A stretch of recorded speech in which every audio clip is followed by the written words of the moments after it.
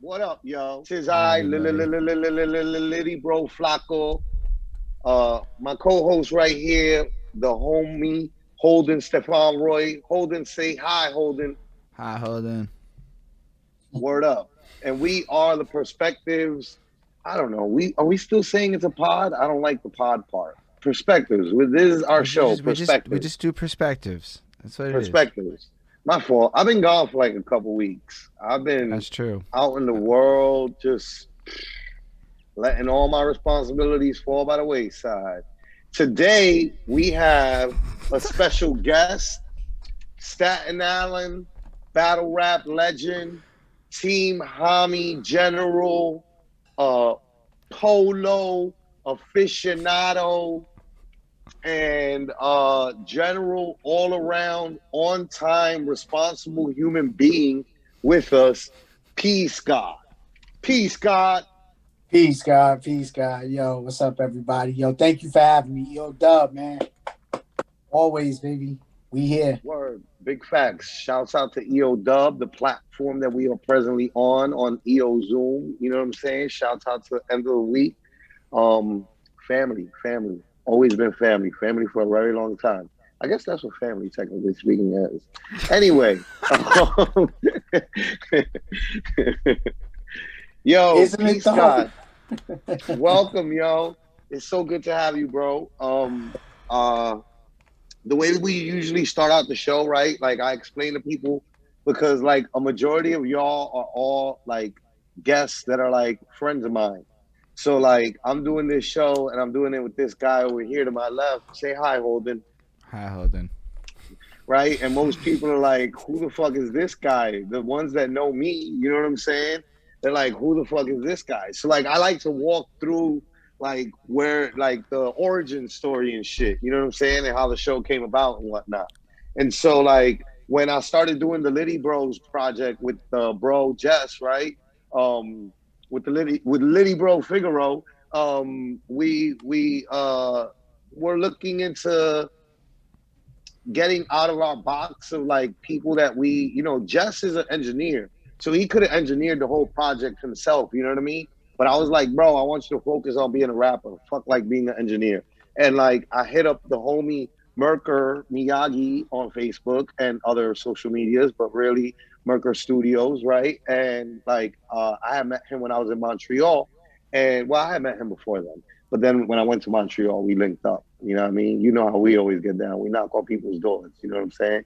So I linked up with the homie and I heard some of his work, and I was like, "Yo, he got a good ear. Let's have him engineer the project." So he engineers the project, and he might as well be a New Yorker. You know what I'm saying? Because like he doesn't ever promote the artists that he like engineers because he's like, "Nah, fam, you trash. And if I promote one of y'all, then I gotta promote all y'all." You know what I'm saying? So he never promotes the shit that he like works on, but he promoted our shit, and that caught Holden over here's attention, right? And so Holden's like, hold on, I follow this guy, and he doesn't ever promote any of the shit that he works on. You know what I'm saying? So, but he's like promoting these guys, and he's promoting them like favorably. He's like, yo, if I was in New York, like I want to get Littyyy with the Littyyy Bros type of vibes. You know what I'm saying? So that makes Right. Holden be like, who's this guy? So he looks into me. You know what I mean? And then he checks out the shit, and he's doing album reviews and shit besides making music of his own. And so he was like, yo, want to do an album? No, he does an album review. Then he's like, I'm like, yo, we should do an interview. And he was like, funny you should mention that. I was gonna ask you, we should do an interview.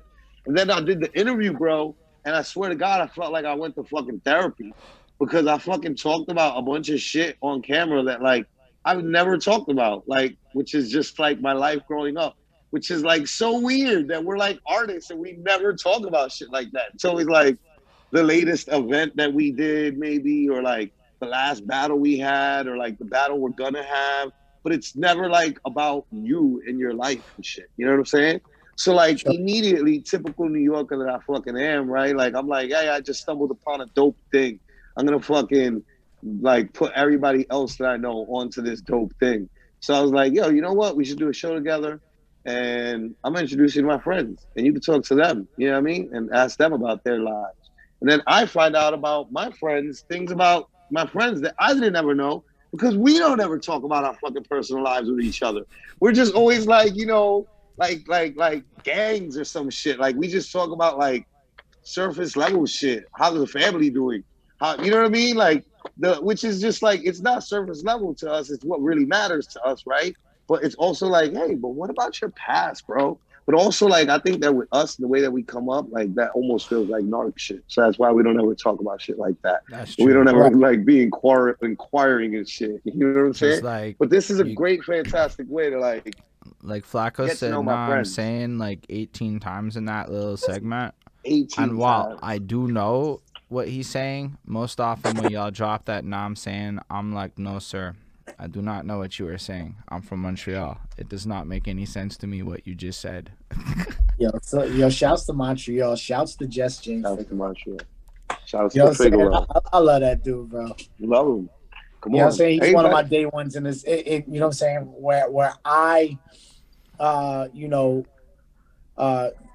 come into the whole EO dub, you know what I'm saying, grind time, era, the late 2000s, you know what I'm saying, when, when I met all of y'all around the same time, you know what I'm saying? Mm-hmm. So, you know what I mean? And Just James is one of those guys that, you know what I mean, that, embraced me into the whole fold. So, yeah. Oh, we definitely cover that. Pretty funny and ironic that me and my brother are the like two of the people that like initially just, you know what I mean, take to very well. Yeah, we'll talk about that more. But so that is why, that is where the show came from, you know what I mean? And so like Holden likes to have his question. He knows what he's gonna ask you, right? But I like figured out that something that we should talk about before we get to all that, after I do that long-winded intro, right? Is that you should tell the people like who you are, what you're known as, and where are you from, and then where are your parents from? All right. So, okay. You want to do it in bullet points, or you? No, yeah. Just like. Actually, yeah. So, my name is Peace God. I'm from Staten Island, New York. You know what I'm saying? Mariners Harbor, New Brighton. You know what I'm saying? Those be my projects. My old battle rap name was Screem, SCREEM. You know what I'm saying? Ton of footage up on YouTube. Grind Time Now, I Battle, Face Off Battle League, the Draft League, of course. You know what I'm saying? The Mighty Draft League. Disconnect this phone. I ain't taking no calls. It's all about y'all right now. You know what I'm saying? Staten Island, New York. I started battling on YouTube. 2008. I'd done, around the hood battles, going back we're gonna go through. So we're gonna go through all of that. What's really important is that y'all start off in Staten Island, and that's where Staten Island. So I'm half Puerto Rican. So that's a great one. Half Puerto Rican, half black. You know what I'm saying? My father's black, my mom's Puerto Rican. Right. You know what I'm saying? Yeah. And I've been around. You know what I'm saying? I'm pretty solid. You know what I'm saying, in my streets. Staten Island. I'm not, gonna, pat myself on the back too hard. But I got a lot of friends, man. I made a lot of connections out there. I'm proud. I think that's what we told the people about being like Staten Island legend. You know what I mean? Like the people we did that for you. And so Holden, right there. Start. All right, so I got my like token opening question. It's a bit of a story. It's important, the Staten Island part, because otherwise it has no frame of reference. And just keep in mind when you answer it that everybody around the world might hear your answer, so we don't know what it's like to grow up in Staten Island. But it starts with my girlfriend, and she's washing the dishes one time, and she's got her phone playing, and it's that Black Eyed Peas song, I got a feeling, ooh. She's vibing, and she's dancing, and she's doing her thing, right? And I'm looking at her while she's doing this, and I'm going, when the fuck did this song become chores music, right? Because, like, this song used to be, like, back in the day times, that club banger, you'd be out in the middle of the night super drunk, it came on, everybody's turning up.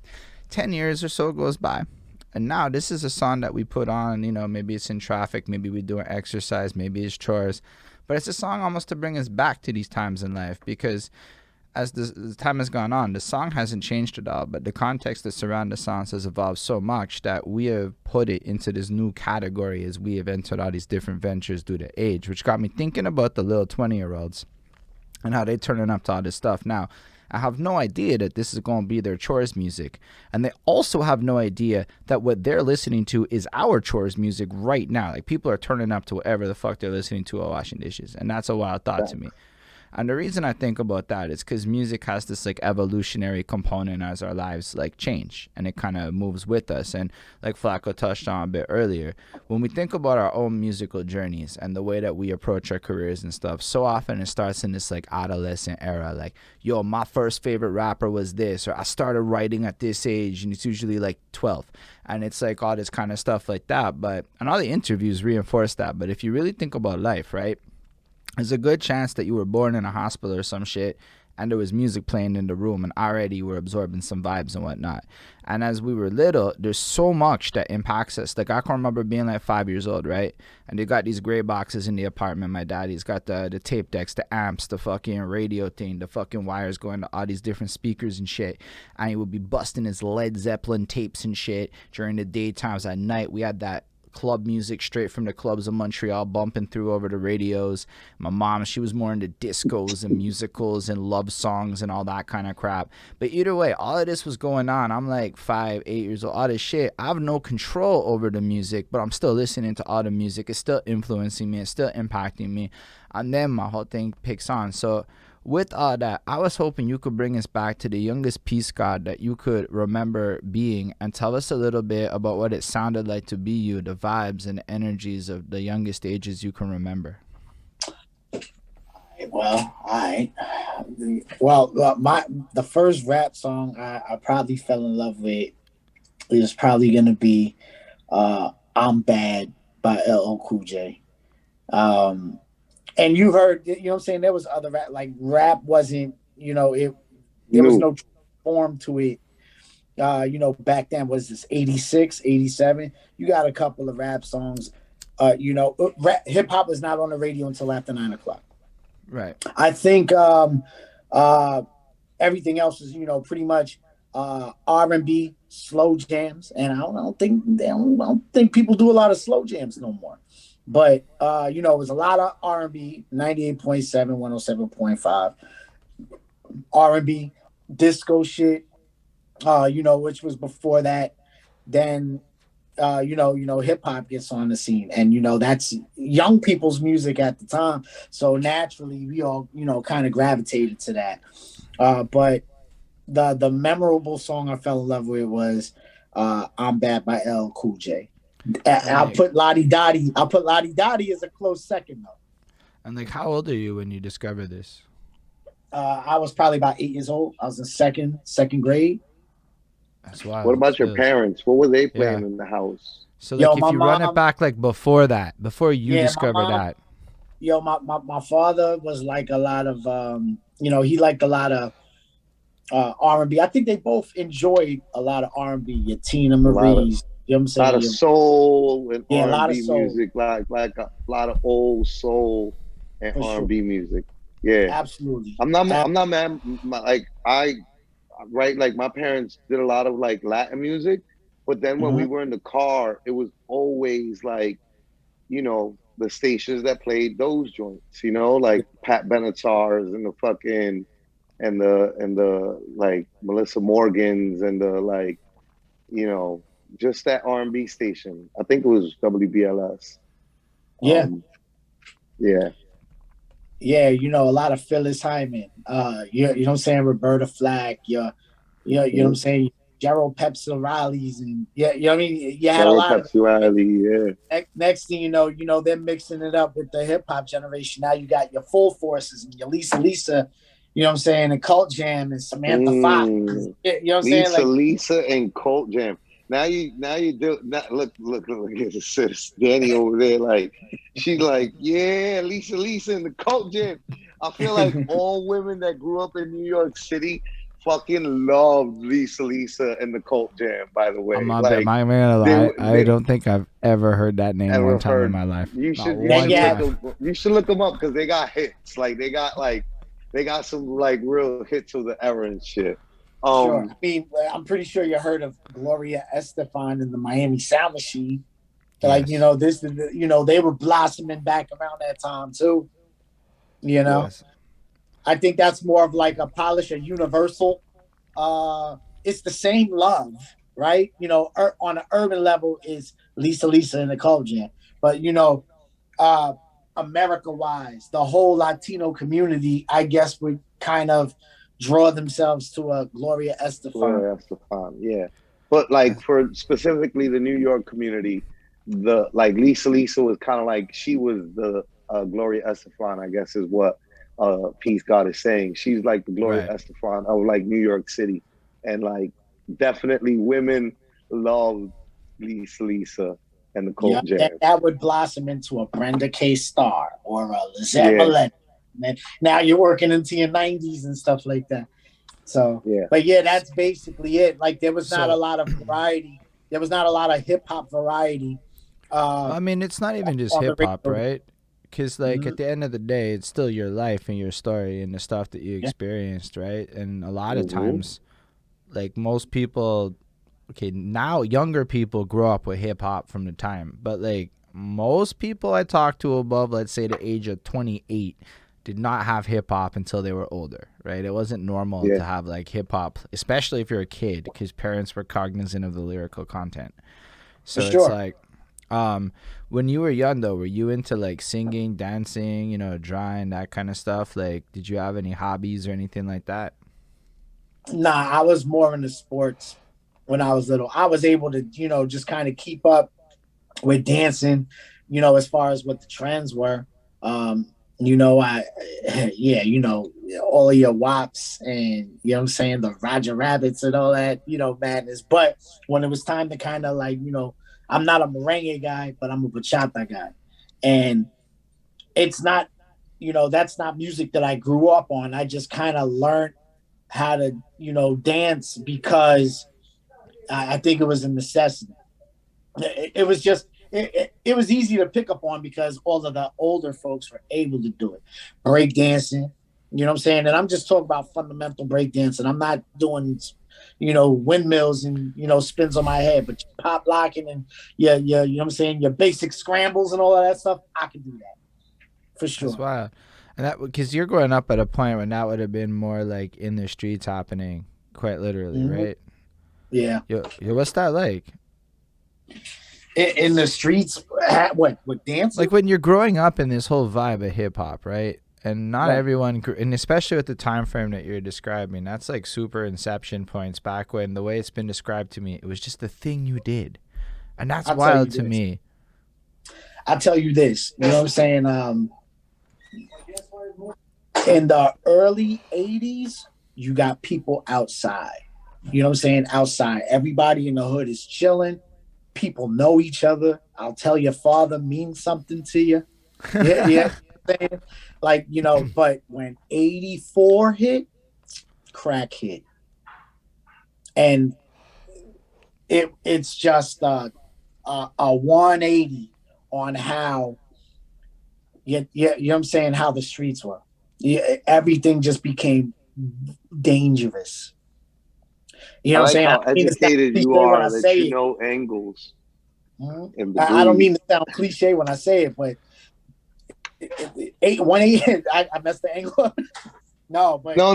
I appreciate that that you're educated and you do know angles. Usually people say I did a 360 and it's like you meant a 180, not a 360, sir. Yeah. A 360 would have landed you right back where you started. The beginning.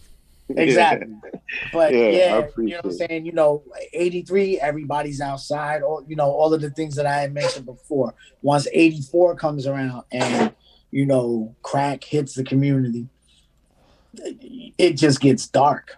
You know what I'm saying? You only associate with your friends when you're in school. You're not outside like that. And my parents just try to kind of keep me into sports to, just kind of stay ahead of the curve and, be able to manage who my friends were and, just kind of keep an eye on things.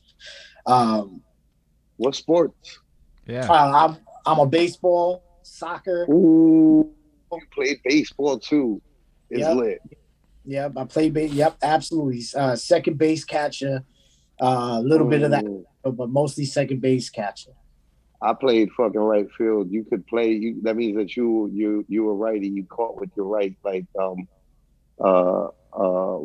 or you caught with your left. You threw with your right, which most people do. And because I was a lefty and threw with my left and caught with my right, I would always like there would only be one glove. You know what I mean? Like, Yo, I wanted to play. I wanted to play first base so bad, but you know, the teams that I were on preferred lefties. You know what I'm saying? Because able to field, you know what I'm saying? They're able to field that area better, and then still have the mobility to get back to first base and make the play at first.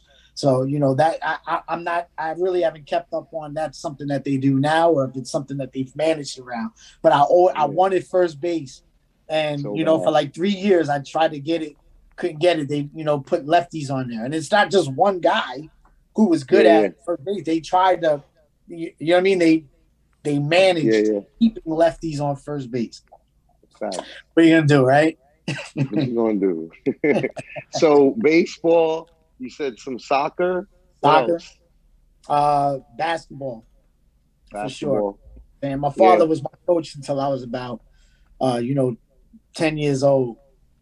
And you know, then I would move up and he would just stay with the 10 and under league and, you know, manage my brother and my sister. Oh, happy. But yeah, you know what I'm saying? Those are the three sports, you know, that I played. So around 88, I would then move to South Jersey over by Philly, a suburb called Willingboro. You know, and I would live there until about 92. And look, now you take 88 to 92. So the music now, you know, things are changing. You got video music box. People are getting cable TV. So now you're able to just kind of dip into MTV exists. MTV, VH1, when VH1 played music, right?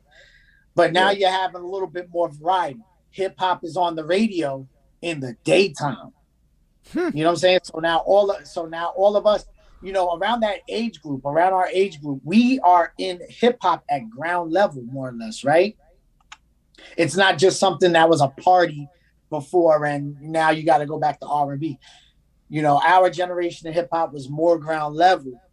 You know what I'm saying? And we watched them kind of grow into what it's gonna become.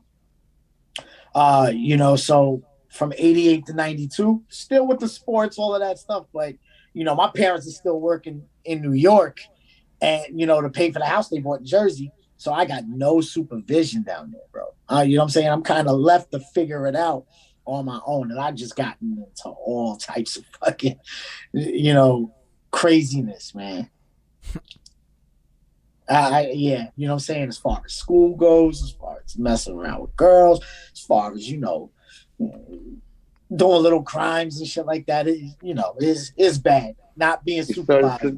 You started to be a typical young guy in New York City. Yeah, pretty much. I mean? Like, yeah, that's what happens at that age, for all of us. Yeah, pretty much, man. No, I mean, I would say, for a lot of people, yeah, it's definitely what happens. I don't know. I didn't happen. No, I mean, I got into trouble. Different degrees. Yeah, even small crimes. Nah, shoplifting was a real thing. Now that I think, everybody. I think everybody does it. Yeah, everybody does it when they reach that age, you know? Yeah. You're a young man, you know what I mean? You start fucking feeling yourself a little bit, start testing the limits of all sorts of things. You know what I'm saying?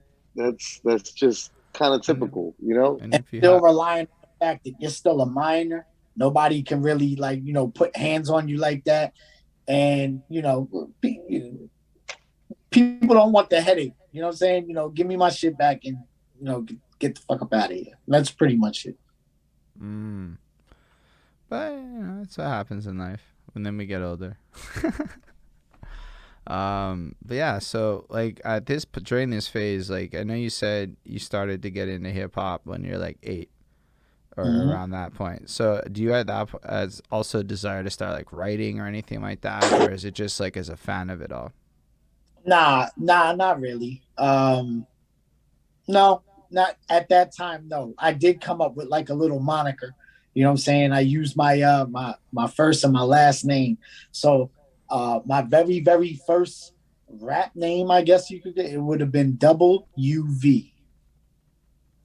You know what I'm saying? Mm. My name is William Vasquez. So you know what I'm saying? Yeah, And yeah, I all caught the it. I names that caught it. I with caught an it. I E caught it. double. I'm like, Yep. WV. Yeah. Yeah, with VEE spelled out. VEE. But you had like, so those are the rap names back then. You had E double, you know what I'm saying?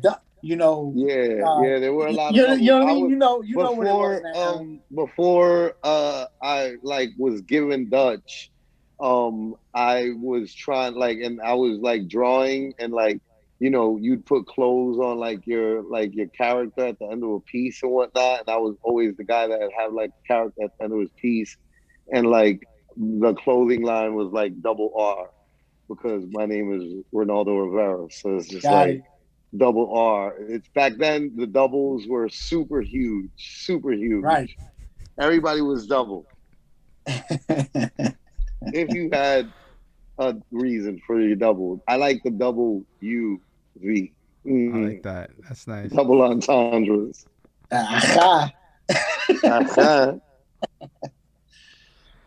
Uh-huh. Okay, so that's good. Um, so basically, yeah. So you're into the sports for a while. At what point do you like start to develop more of an interest in, I guess, not sports?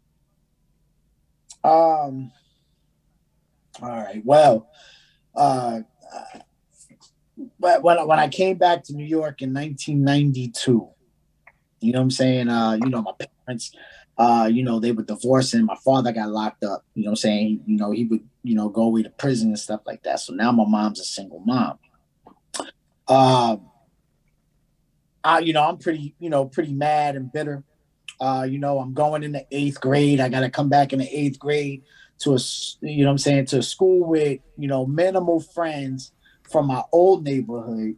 You know what I'm saying? But enough to just kind of keep me like, all right, we know who he is. You good.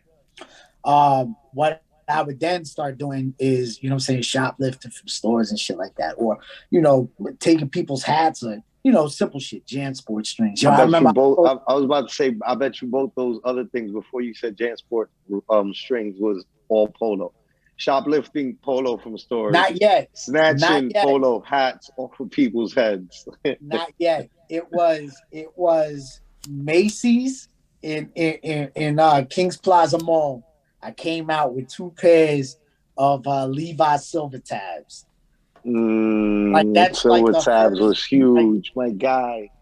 that was the first real shit that I really, what I'm saying, I hustle out of a store, bro.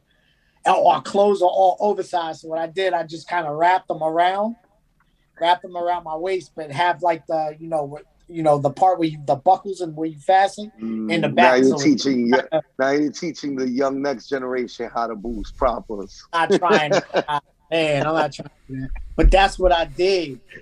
That, and from there, it would just be, trying to compete, Yeah, with your peers and that's stuff like that, trying that's to be very typical for our environment as well. right, trying to have shit, but have it first. You know what I'm saying? It's not Yeah, that you got silver tab. Yo, this yeah, is It's wild. yeah, you had it first. So it's a yeah, Or yeah. Big culture. fact. So it's a culture of essentially waxing new fashion the fastest. having new Yeah. music first. You know what I'm Yeah, saying? yeah. Everything is first in New York City. Like in New York Yeah, City, So bro. you gotta be the first one. And it's not really like back then we don't have no internet. So like really technically speaking, you're not really the first. You're just the first in your neighborhood, in your neck Correct. of the woods, in your group of friends. You're just the first in that, you know?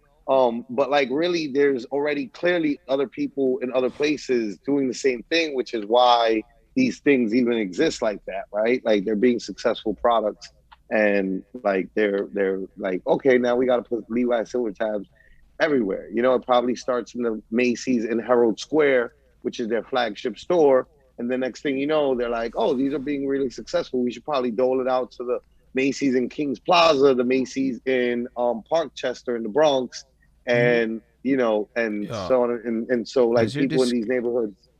Yeah, as you're saying all that, I wonder if these companies were like, there's probably some good money to be made in letting these kids steal this shit. Absolutely.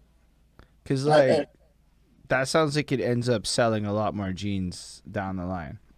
Yeah, absolutely. I'll say this, like, you know what I'm saying? Music was big. I would go on crusades to just try to get shit first around like 94, 95, right? You know, now hip hop is hip hop. It's prevalent, right? I'd go on crusades to get mixtapes. You know what I'm saying? I didn't know nothing about the subway. I hopped on the ferry in Staten Island. I got off Manhattan and I hopped on the M15 and took that shit all the way up to 125th. The M15, for people who are not from New York City, the buses are like, in front of them they have letters to describe the borough that they are. So if he would have been jumping on a bus in the Bronx, it'd be like BX12 or BX14 or BX some X, Y, and Z. If he caught a bus in Brooklyn, it'd just be the B such and such. If he caught one in Queens, it'd be the QU or the Q. No, it's just the Q for the buses. So it'd be like the Q114 or some shit like that. And like in Manhattan, it'd be the M for Manhattan, whatever number. So him saying the M, what was it that you grabbed? I took the M15. M15.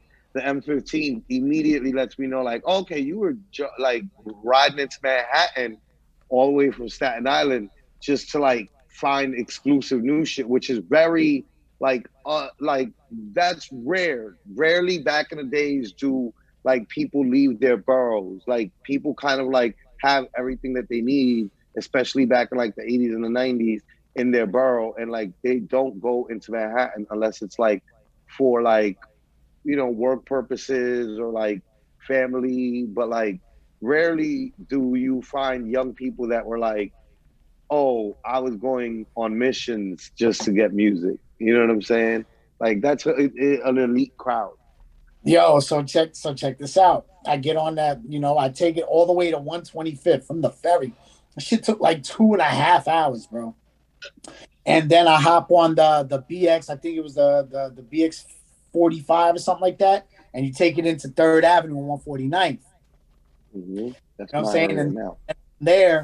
And from there, then, you know, you got all of the shops. So now at the same time, I'm on a crusade for music. I'm finding, oh shit, there's a Dr. J's or a VIM, or there's this shop. Like, okay, you know what I'm saying? I gotta come back up here to get more shit. Staten Island, like you said, where people don't really venture out of their borough to get stuff, people go to the barbershop and get the same same. Everybody's got the same shit. Everybody's got the same shit. Yeah. And those guys would travel out to other boroughs. You know what I'm saying? Right. So I tried to be ahead of the curve all of the time. Mm-hmm. So, okay, I could go. You mean I could get a North Face up here, or I could get my my Columbia suit up here for cheaper? Like you do that. That we be on those 2 days.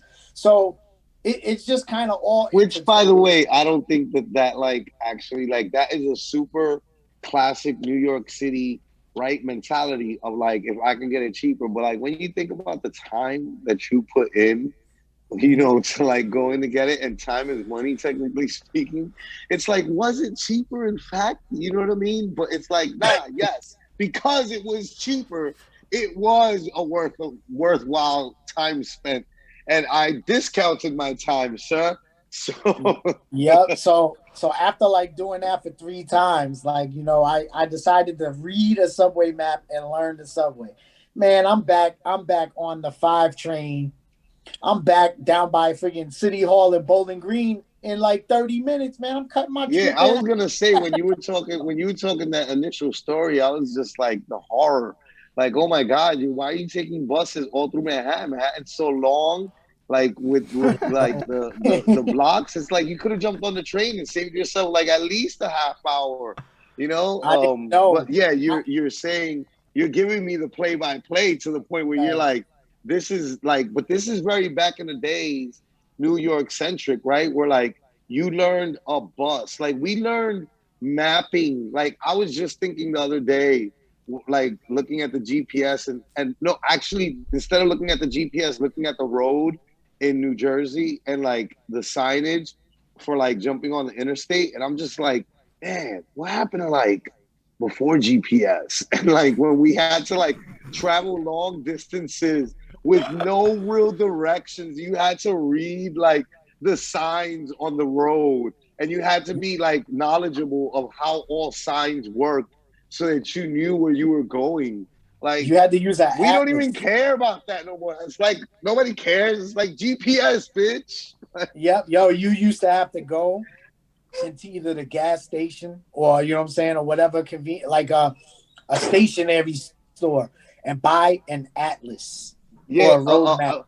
I was gonna say an atlas and there was one that it was like McKinley. Brad McNally. I got you, baby. I got you. Brad McNally. Yo, Brad McNally and the other one was out. Brad McNally. You know what I mean? And the other one was Hagstrom. Those were the two main atlases, Rand McNally and Hagstrom. Why do I know that? Because it matters. Practical. I remember with the grids, and you had to like use quadrants to find like the locations for particular places, and then try to figure out where the fuck you were on the map, and then have to chart your own course. You were the Google Maps. Wow. Yo, my first job ever was in the New York Public Library. So like that's a fact.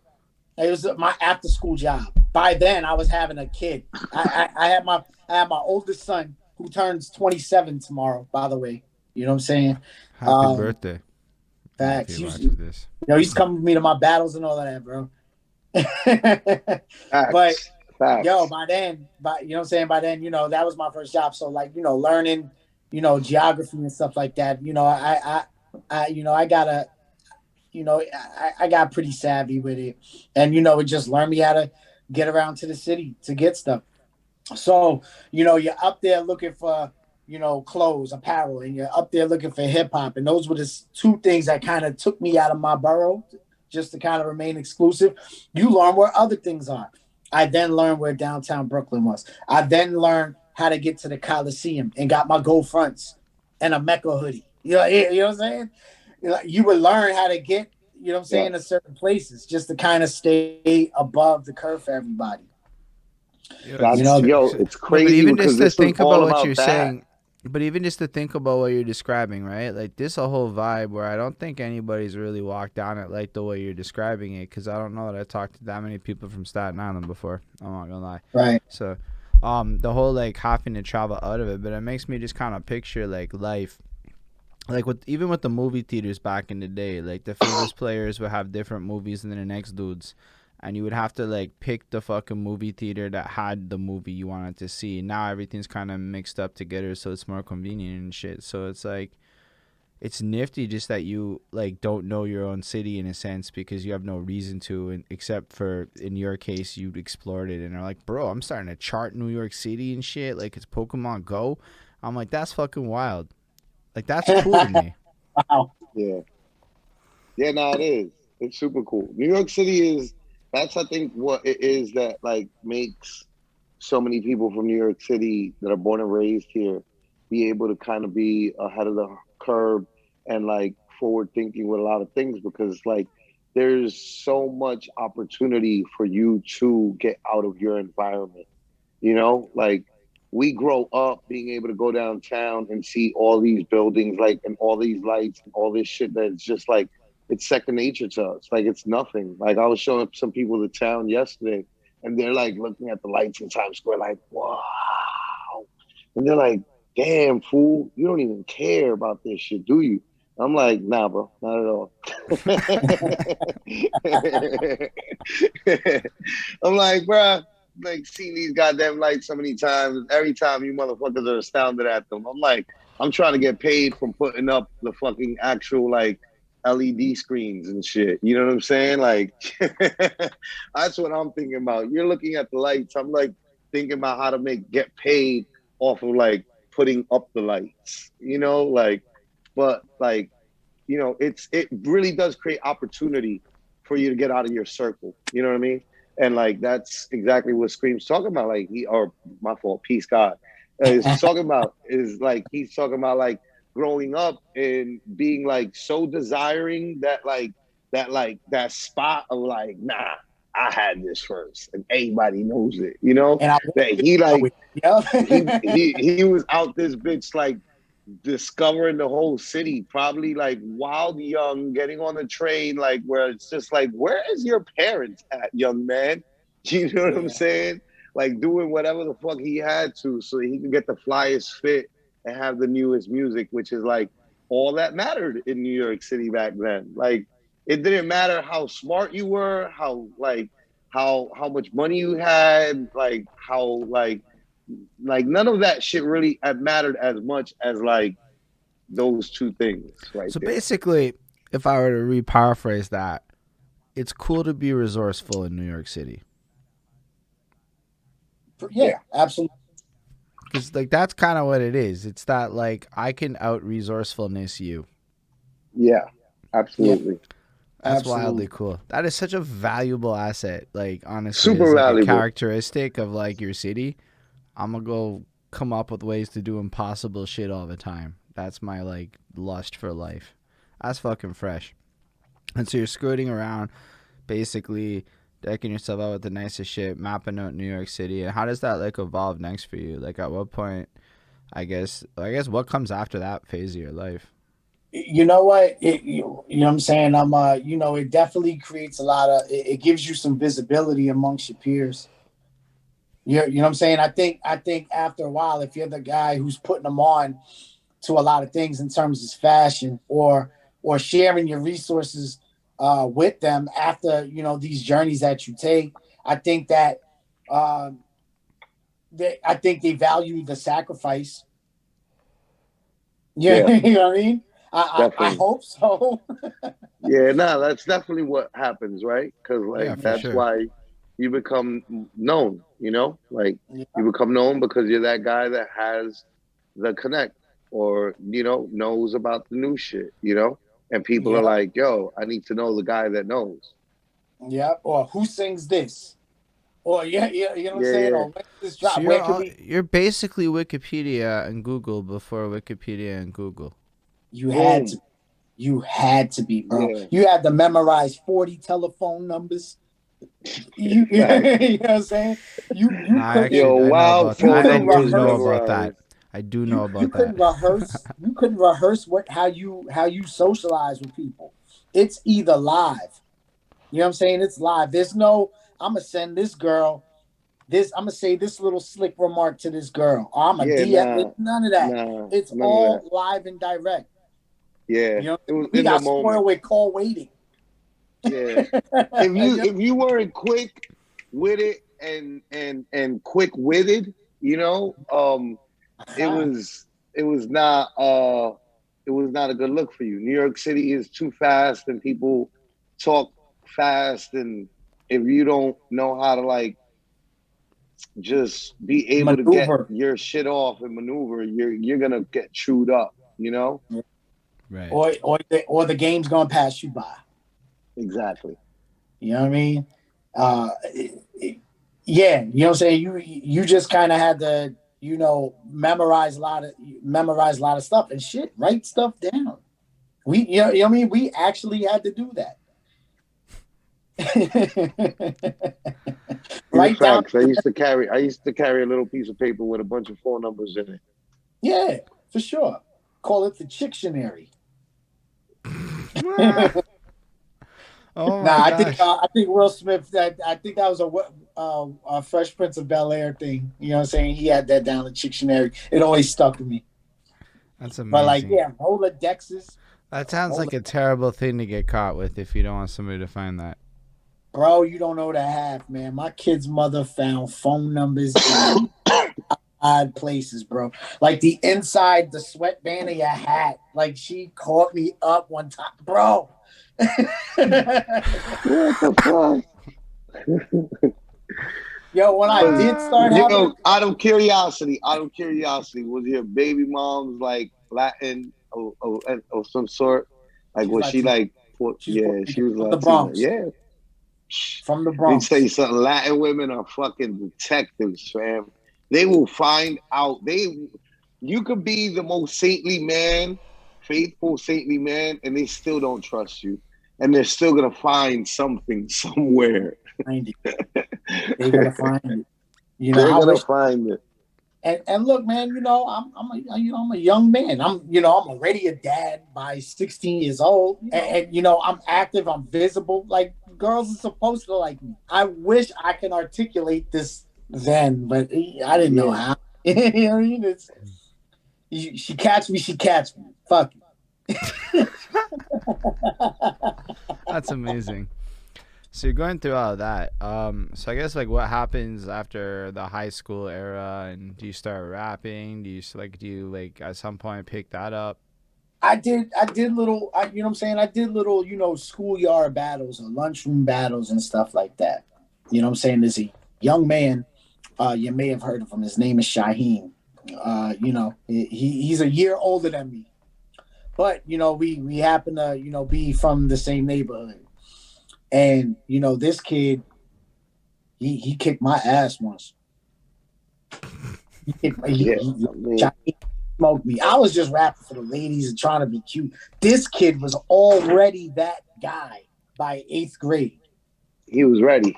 He He was it. already like, you know, spitting, deep but comprehensible. You know what I'm saying? You know, relatable to, like, he had it. He was that guy, and he would just go through Staten Island, whooping a lot of people's asses, bro. Another person you might have heard of from Killer Army. His name is Killer Sin. You know what I'm saying? Oh my God! What? I was just telling somebody. That like Killer Sin is like the only non-Wu-Tang member of Wu-Tang, like non-member of the actual group, right? Yep. But like member of the overall clan and shit.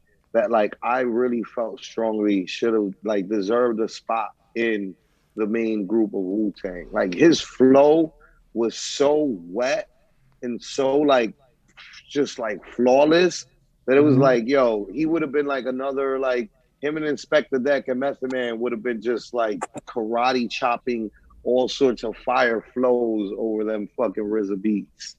Yo, but here's the funny thing about Killer Sin. You know what I'm saying? He was not, you know what I'm saying? He was not a social guy. You know what I'm saying? He can write, very creative guy, but he was not he was, you know what I'm saying, big, tall, hulking dude, you know what I'm saying? Great dude, but if he fuck with you, he fuck with you. If not, he would just kind of put that energy like, don't even approach me, bro. Yeah, you know what I'm saying? But you know what I'm saying, great guy nonetheless. So Shaheen, Killer Sin, Don Pacino, also from Killer Army. You know what I'm saying? Like, these are the guys. Them? No, I didn't battle him. I battled Shaheen. You know what I'm saying? And Shaheen hooked me. By the time we're already in high school, you know what I'm saying, Wu-Tang is on. Yeah. So, not being a big community, Staten Island, like, some of the, the Killer Army guys already have family ties to these members. You know what I'm saying? To the members of Wu-Tang. Yeah. I didn't have none of that. Or I have you. And, I'm always, working and, doing my own thing. So I just didn't really flock to those circles. And, I did my little, raps in high school and stuff like that and just kind of kept it moving. It would be later on, which I'm pretty sure we'll get into. That's when I kind of got back into hip hop. That's fair. Other than that, for years, I would just be a fan and just keep up. You know what I mean? And just keep up. And, I would go down the rabbit hole of hip hops. You go from B Street and you get all of your Notorious B.I.G's, your Junior Mafias, or your Cannabis freestyles. You get all of those first. But in Each those street is a store, not the movie. Right. In those bags that, in the bags of your Beat Streets and your 3rd and 149th, all the places you would get mixtapes and mix CDs, they be dropping flyers. And I never really paid attention to those flyers.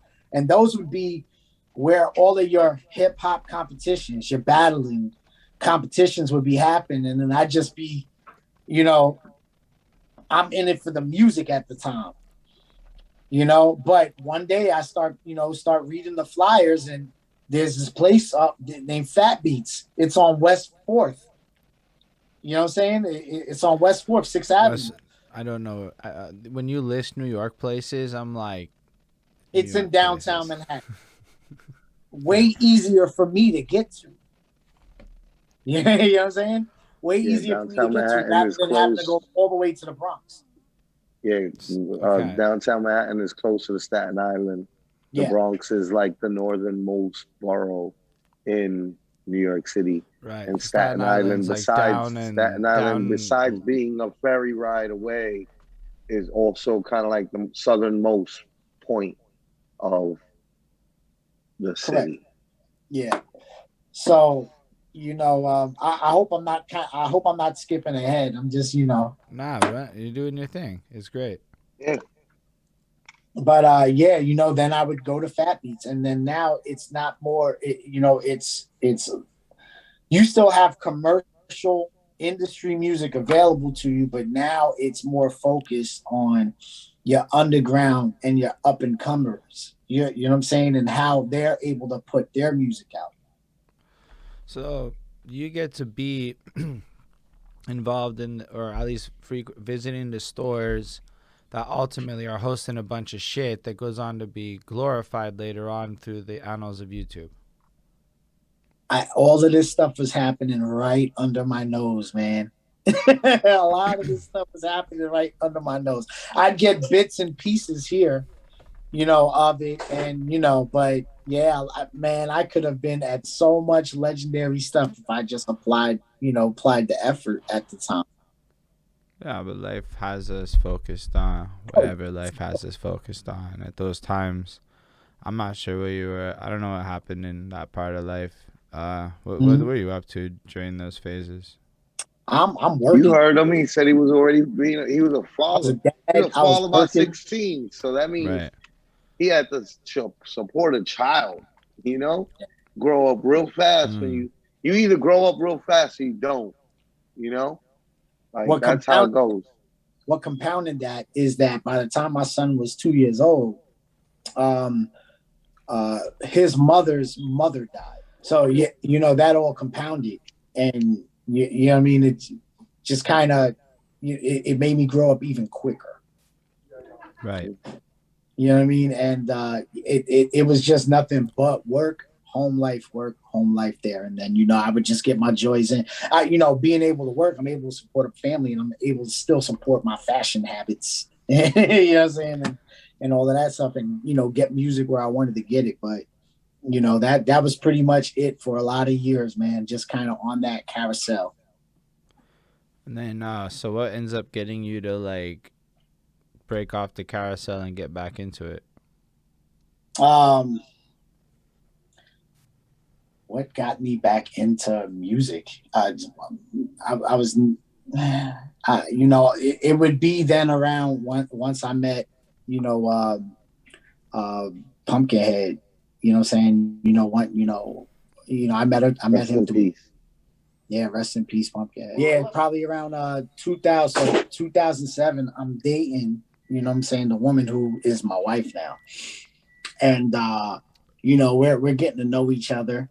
And we're just going through all the formalities of dating and stuff like that. So it comes up in question, what kind of music do you listen to? And I'm like, oh well, I like a lot of R&B, I like hip hop, but I like a lot of underground hip hop. Like I don't like this the Hot 97 bullshit. Yeah. And she was like, okay, well, who do you listen to? I'm like, well, I don't know if you're gonna know him, but all right. So I start naming people. Brooklyn Academy comes up in that discussion. And in the middle of that discussion, she says, "Hold on," and she hops on the phone. And I'm like, "All right, well, that's rude." And and she's like, "Hi, hey Rob, somebody wants to talk to you." And she turns the phone, and the phone says Pumpkinhead going across it. And I'm like, "Get the fuck out of here." So it's like one of the guys that I love his music. You know what I'm saying? Like, these musicians help me get through life. You know what I mean? And she got him on, like, I was so impressed. You know what I'm saying? I was so impressed. So, me and him, chop it up briefly. He invites, both of us out to a battle rap competition, in Brooklyn. And I come down there, and I'm blown away. Guess who's the first battle rap? Guess what was the first rap battle I saw at that time? Holden Roy. I'll let you guess. I gotta guess. Pumpkinhead battled. I don't know. I have no idea. Dutch Vega versus AKA. Yeah. Yo, I destroyed that kid, yo. He never came back to the league after that. Never came back. But that was so, I got, he said, "Yeah, go to YouTube and look this up." So I watched some of the battles and I enjoyed it. So, he invited us out. So I go down. I think this was like in Williamsburg where you battle him. It was in a bar. Yeah. And that was a barn? A bar. Okay, I heard. And you know what I'm saying? And there goes Dutch Vega, first battle of the day versus AKA. He's all Yankeed out, Yankee everything. Now, New York, baby. You know what I'm saying? And that was the first, the live battle rap YouTube battle I ever watched live was him. And me and him vibed immediately. Yeah, facts. You know what I'm saying? I congratulated him, and he did his victory lap around everybody, giving him his props and his dap and all of that stuff. And I never thought about that. Now I'm picturing that. It happened. I mean, it depends, right? Like, there's some guys that are like kind of fucking weirdos. You know what I'm saying? Like, they'll like leave right after, and they're like not sociable type of people. My fault for calling them weirdos. But like, I'm like a personable person. So like, I'm like, what? Yo, she saw me destroy this guy, talking to anybody. I mean, that's what happened. So a couple of months go down the line and a couple of more events happen. And PH and I, we got, we become friends. Like, we're, I'm saying? Like, we speak to each other often. He's a father as well.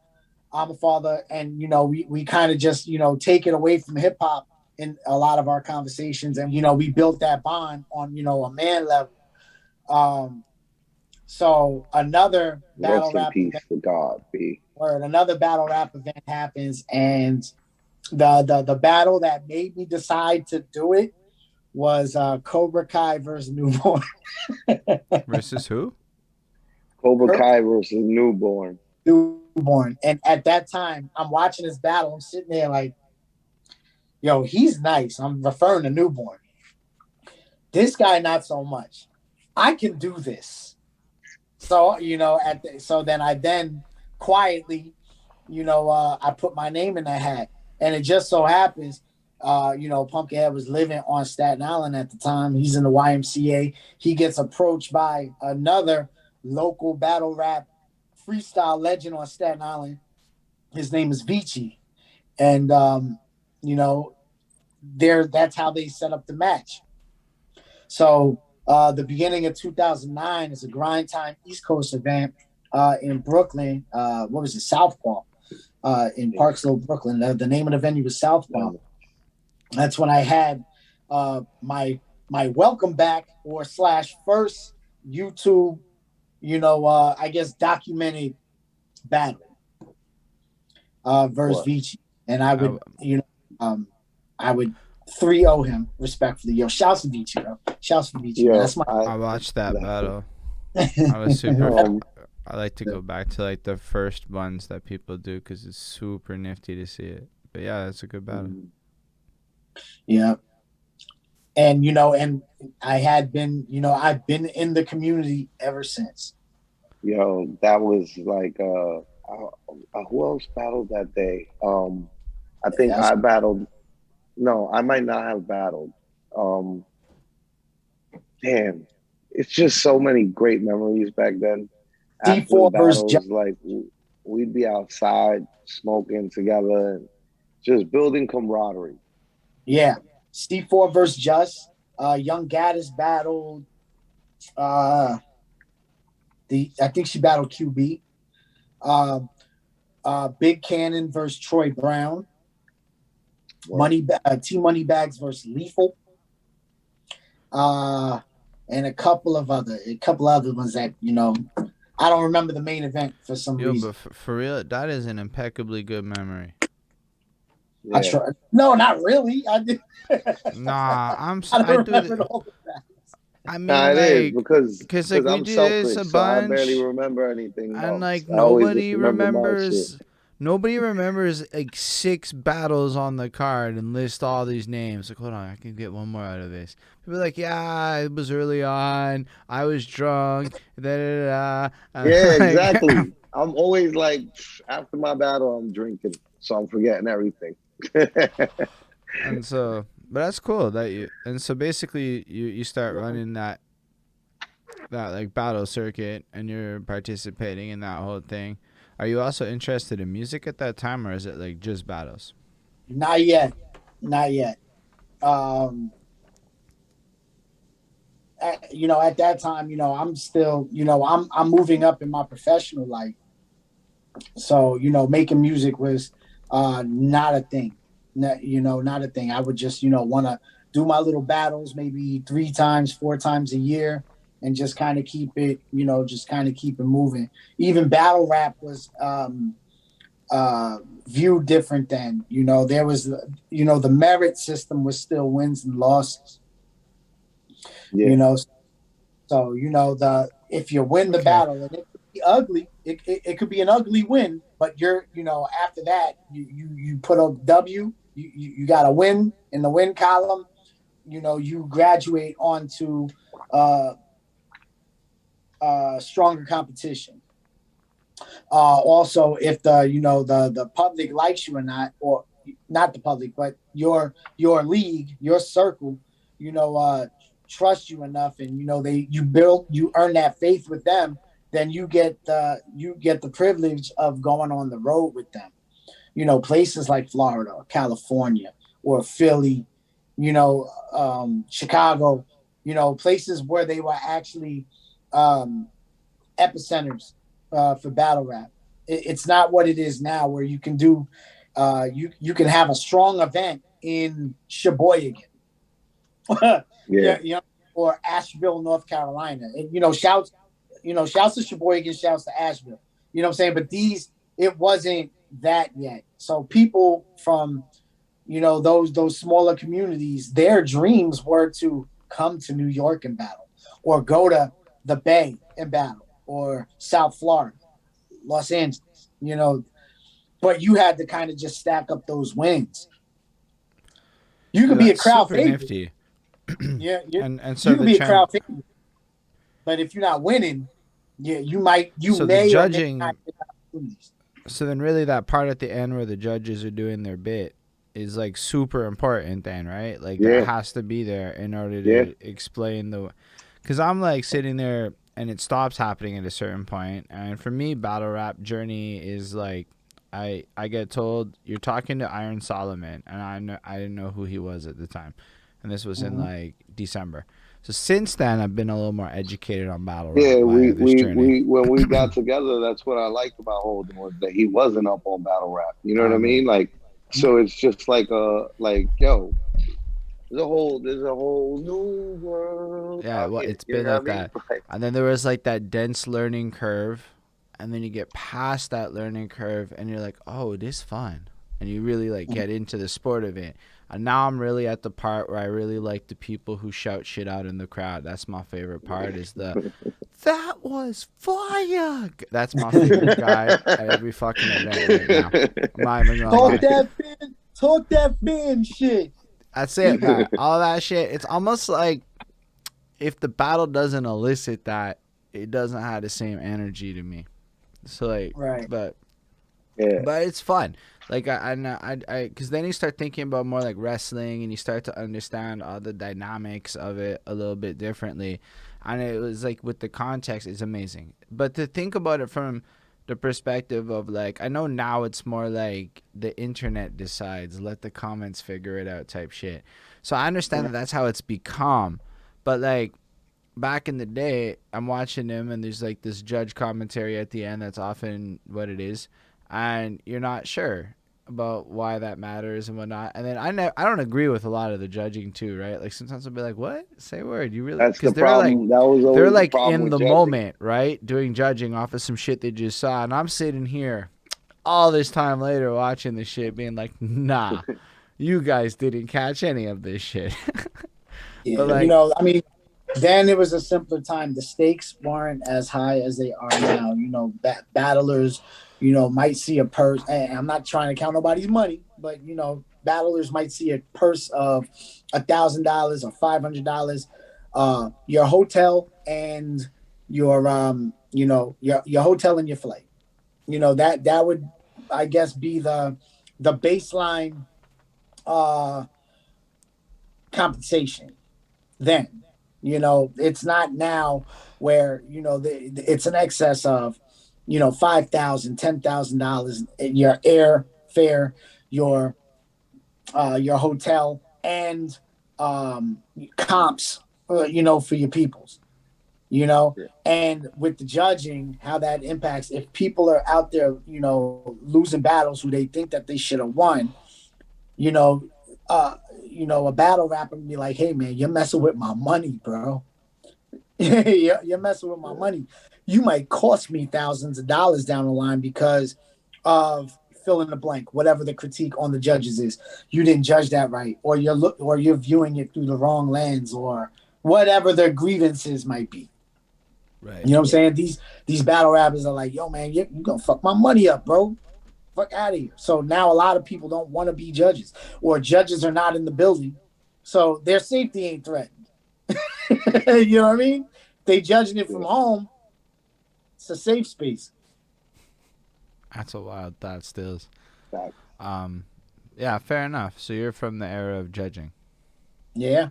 That's the important part, and that means wins matter.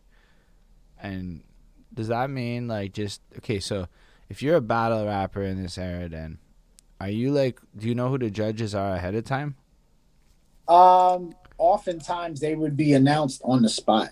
You know what I'm saying? Yeah. You know, you look into the crowd, or you look at the, you know, the attendance, and you know, I know as a right, as a league owner, you just sit there and just be like, okay, this guy, you know what I'm saying? He doesn't have no, he's a battler himself, or he's battled before. He has a vested interest in our movement, but not a vested interest on who wins this battle. You know what I mean? yeah. I select him, and so on and so forth with the rest of the judges. We would have groups like people that we knew that were invested in like battle rap, but weren't necessarily um like favorable towards anybody, and they were more towards like they wanted to see the best battler win, and we'd be like, okay, if he's at the event, then okay, so Jay Smooth, who like does radio and like doesn't necessarily have a dog in any of these fights, Mm-hmm. because he's really just a fan of the culture, is like judge, and like Abacus, who we know is at all these events and like, cares about like battle rap in general, but isn't necessarily like favoritism towards anybody. But like we knew, like there'd be like, oh, well, Abacus is hanging out with Team Homi a lot. I should probably not put him to judge like a Team Homi member's battle because like it'd be unfair, It was So very helpful. very helpful if there was a celebrity judge in the building. You know what I'm saying? Because that person, you for sure don't have a vested interest into the battlers themselves, and B, if they are excellent, if they are at the highest, they're celebrities already. How are you going to challenge that opinion? You know what I'm saying? Yeah. If Rock Ness Monster, is judging a battle, or you know what I'm saying, maybe, and Iron Solomon, who, you know what I'm saying, and we're entry level or novice battlers or what have you. How are we going to challenge their judgments? If, you know what I'm saying? If they're already at an expert level. And what's crazy is they could have just not cared and given bad judgments, and you still couldn't, like, I'm not saying they did, but, like, they could have, and there's not much what you could have done for the exact same reasons. That's like a wildly interesting dynamic to exist. And again, I'm not implying that they were bad judges. It was just more the idea. Yeah, now those are more, it's this is a hypothetical standpoint, right? But we would often have celebrity judges come through, and take part in the battle. Peter Rosenberg from New York City's Hot 97 radio station.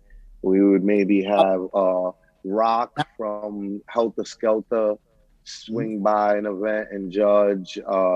Just like random rappers that were like on signed to a record label, had music on radio, but they were into the underground, and like they would come by and like be a judge, because like who's not gonna trust a rapper who already has a record deal? I do believe you do have more leeway to judge here, sir. So Styles P pulled up one time, right? At 7:30? Styles P came by from the Locks. All sorts of people have judged. Like, I forget literally like the amount of like people and like I'm constantly like told by, because when like you're running an event, you don't pay, like I'm not paying attention to anybody in the crowd. I got to make this event happen, and like the door and like the crowd being quiet and like the battlers themselves are like where my mind is focused, because that's what's gonna make the event run. So like I'm constantly told like, yo, you didn't know such and such this what's her name, this woman, she's a rapper from Brooklyn. She was with Joel Ortiz and Nitty Scott MC. Like Sarah one time was like, yeah, Nitty Scott MC was like at a draft event. And I'm like, what the fuck? I didn't even know. I didn't know, Persia. People just being Moni Love, yeah. We definitely had, we definitely had people come through and just try to help, uplift the movement at the time.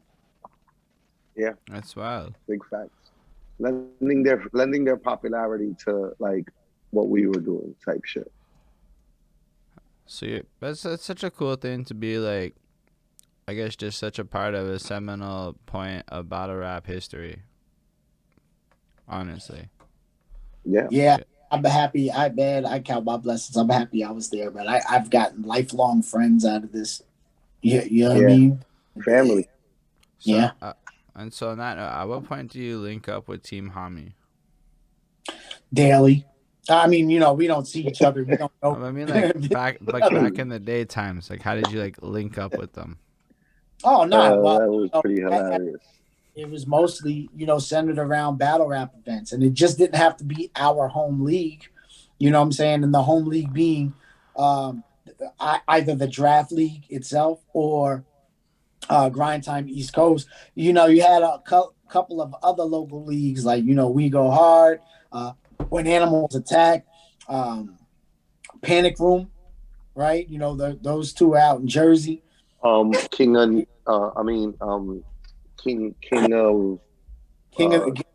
Ring. King of the Ring in the Bronx. Yep, Queen of the Ring, Trap House. Like, there were a whole bunch of other local leagues. When YouTube popularity really took off, you know, a lot of people who had friends who can rap, they decided to, you know, organize on their own, and you know, just you know, and try to showcase their talent. Those groups were looking at our leagues, your Grind Time East Coast and Draft League, as the leagues to get to. You know what I'm saying? So those would be, I don't want to call them stepping stones because it sounds harsh. Springboards. How about that? Right? Yeah, You know, they to would, a you know, wider audience. do their couple of battles, you know, within their home league. And, you know what I'm saying? You know, for them to get familiar with MCing, or for to get familiar with how to maneuver in a crowd. You know what I'm saying? What lyrics are going to work, what flows, what's going to work. And then they would look to graduate to us, to you know, to our platform that we had. And you know, if you were able to be successful on our platform, that opens up being able to maybe go to Canada and battle on King of the Dot, or go out west and battle on, you know, Fresh Coast or Florida, or you know what I mean. That's what it was. Yeah, That's also fire. like it was like like New York was like, yo, like hopefully eventually I get to battle like Conceited or SoCon, or like hopefully I eventually get to battle like Hollow the Don, or like, you know, like that was like people's goals, you know, because they were Yep, the top dogs. And you knew that if you battled one of them, like that's gonna be a highly viewed battle, you know? for sure. That's dope. So I guess as you're progressing through it, you definitely get at least to go to Canada because there's some King of the Dot stuff that happens. Yeah, So yeah. what's that? So like I guess how does your battle career progress from like the beginning points? Um, for my first four battles, I went 4-0 in my first four battles. Um, you know, I had a little angle about me. You know, people couldn't tell what I was because I'm from Staten Island. So Staten Island, there's a perception of it being predominantly Irish and Italian neighborhood. And here I am. I'm not, you know, I'm not trying to. I'm dropping M bombs left and right, and I'm not trying to apologize for nothing. And I'm not trying to explain myself for it either. So there was a little bit of an edge. You know, I had a very strong, dark sense of humor. Um, so, you know, there was some shock value to a lot of the lyrics that I used to, you know, that I had at the time. So I would, you know, go 4-0 my first four battles.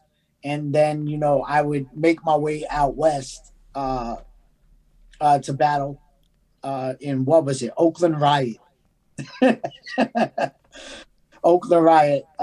And I would just try to, you know, battle their top gunner out there and try to capture some fans out of there, people who would never heard of me, uh, because they were, you know, they were very into just kind of, you know, the surface level talent. And those be the most the most popular. Your Hollow the Dons, your Swave Sevens, your Conceited, you know what I mean?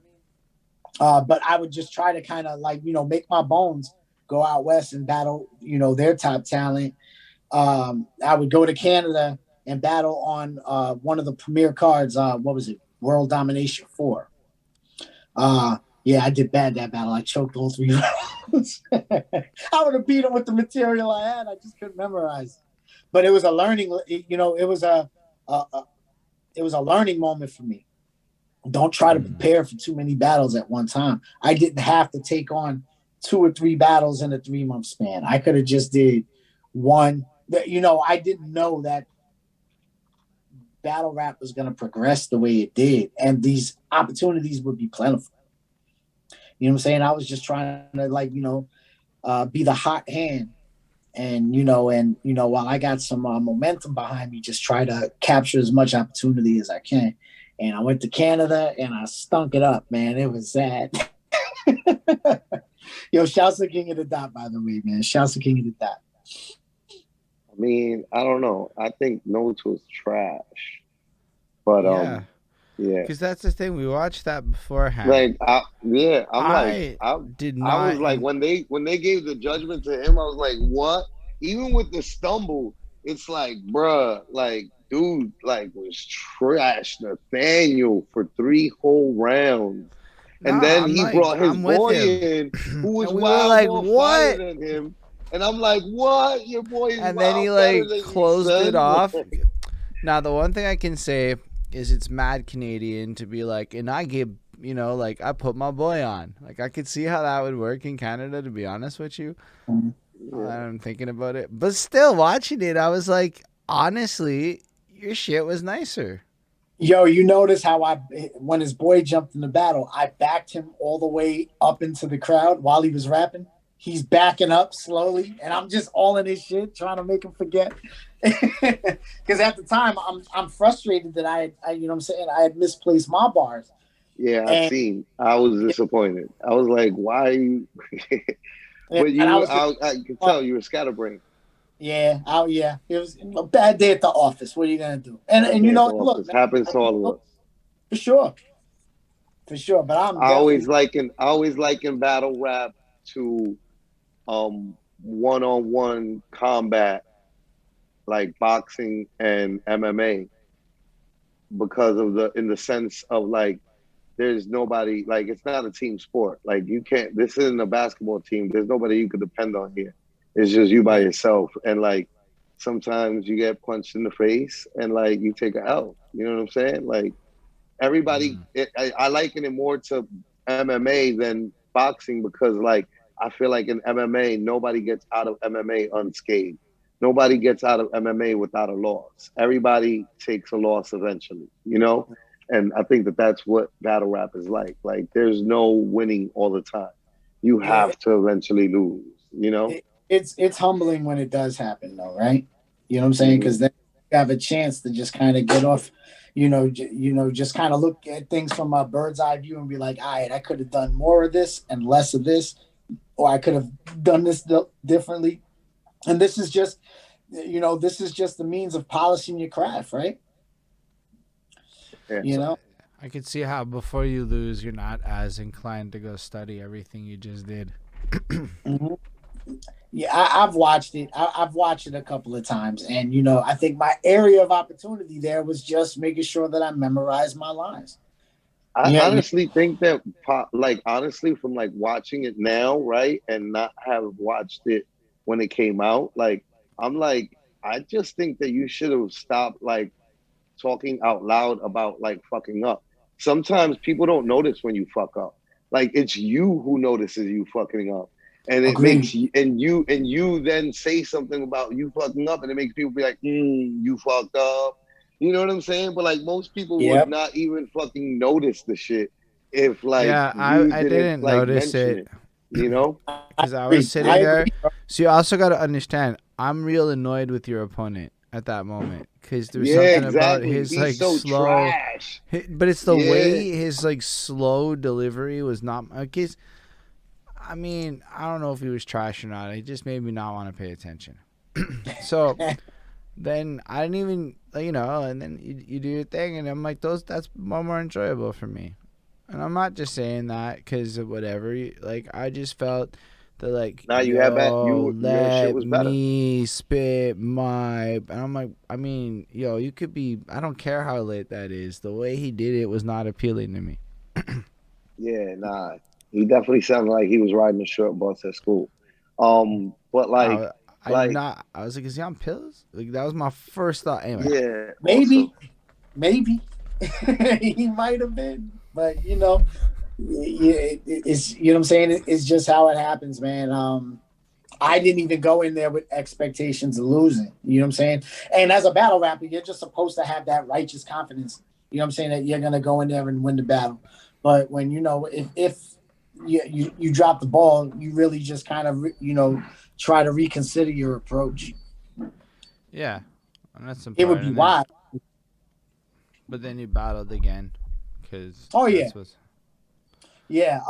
After that, there was a league in Connecticut called CBL, which would then eventually become iBattle. Okay. And I, me and a couple of, other my friends, and this is around the time where Grind Time Now was starting to, dissolve, right? So a lot of us mainstay battlers on Grind Time we're an army without a country. So some of us are just trying to kind of get that last, get onto URL and get onto King of the Dot, which would then become the dominant two battle rap entities in North America. Then you had another one in the UK. What was it? Don't Flop. Right? Yeah. So now without Grind Time there, you just have a whole bunch of battlers just scrambling to just try to find their place and still, remain prominent with their fans, right? But iBattle was just kind of it was grassroots then again. And they were just very interested on, pushing their local talent out of Connecticut. There was a lot of there was a lot of them. But they embraced a lot of us New York Connecticut MCs. always trying to come up off of New York, goddamn it. Right? I mean, but CBL would then become iBattle. And a lot of us would continue to battle on that platform. And iBattle was fun, bro. Back when it was fun. Yeah, they came a lot of like when Grind Time East Coast stopped throwing events, there were a lot of leagues that popped up trying to fill that whole, fill that gap, bridge that gap. There were a lot of just like leagues that popped up trying to like capitalize, and they did. Like they knew that there was a home needed for that brand, and like they gave a home to it. Yeah, what else was out there? It's on the tip. It's at the tip of my brain, and I can't remember who it was. But whatever. Hopefully it comes back to me. But they people, yes, you know what I'm saying. Flacco's right. People did try to fill the void, but by then, the game had not. It grew out of wins and losses, and it became views. Yeah, you know what I'm saying? It became view based. So if you wanted to get on the King of the Dot, or if you wanted to go on the URL, I guess there was an unspoken requirement. You had to, be able to contribute from your inception into those leagues. You had to be able to come with a fan base already attached to you. So it's basically the same thing that happened to the music industry, where now you basically have to get your fan base up to get the label to even look your way for reals. Pretty much. And then people started trying to create. So just like people started creating their own record labels, that's how battle rap cliques came into it. That's how your Team Homies became a Team Homie, and your Dot Mobs are Dot Mob. Right? So this is just like effectively of the record label or the distribution. Yeah, you know what I mean? Death Row's in they're through Interscope. Or Bad Boy was through who? Uptown?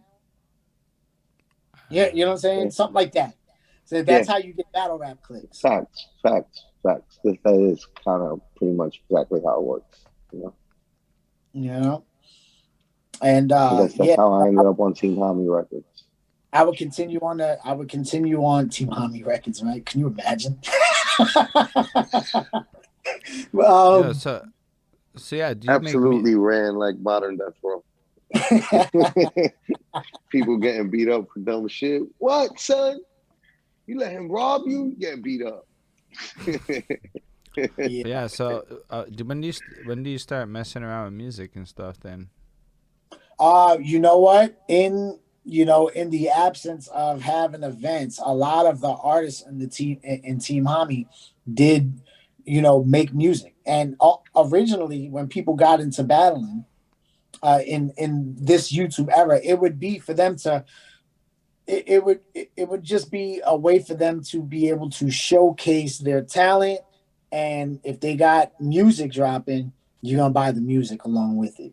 Everybody's trying to dispel that whole battle rappers can't make music thing. But if you're popular enough, people will buy your music. If they like your battles, if they're your fan, they'll support you, right? Yeah. Right. It's no simpler than that. Yeah, that's where I got a majority of my fans from. Facts. You know what I'm saying? Yeah. And by the way, I still have your music. So yeah. You know what I mean? I still got Al-Qaeda Vega. Super Speak. Oh, yeah. Al-Qaeda Vega. I have them. And it's, you know what I'm saying? It's just like that. You know what I'm saying? That's your man's, that's your brother, that's, you know what I'm saying? And I happen to be a fan of Dutch Vega. I'm buying his product. I want to support my team. I got into music, and it's PH, and it's Swave, and it's Saracana, it's Dutch Vega, it's everybody. Yo, man, you're doing really good with this, bro. Like, yo, how would you sound? Right at 16. Before battle rap events, you'd be going to radio stations. Yeah. And we always give the guys the opportunity to like what I mean? rap and like, yo, what, like, if you need an outlet, like, I know studios, I know producers, like, always trying to help out. It's an ecosystem, man. You know what I'm saying? We all got connections somehow to something, whether it be a studio or whether it be to music, the music itself, production, and coaching each other up. You know what I'm saying? Like we're really bought into each other at this time. So, by way of, yo, you can do this or the other thing, stop being a sucker. You know what I'm saying? Get in there and rap. Say some shit, bro. Yeah, you got it. Stop being whack. Because we go to the radio station and it'll be like classic what you think of when you hear about like rappers going up to a radio station. Like, yo, so rap on the mic. And like, we're gonna put on some beats and shit. And you better rap some shit, like, and we'd have guys that would be like, yo, he roasted, he fired, like he murdered shit. You know what I mean? So like, you didn't want to be the guy that didn't murder shit. Like, what?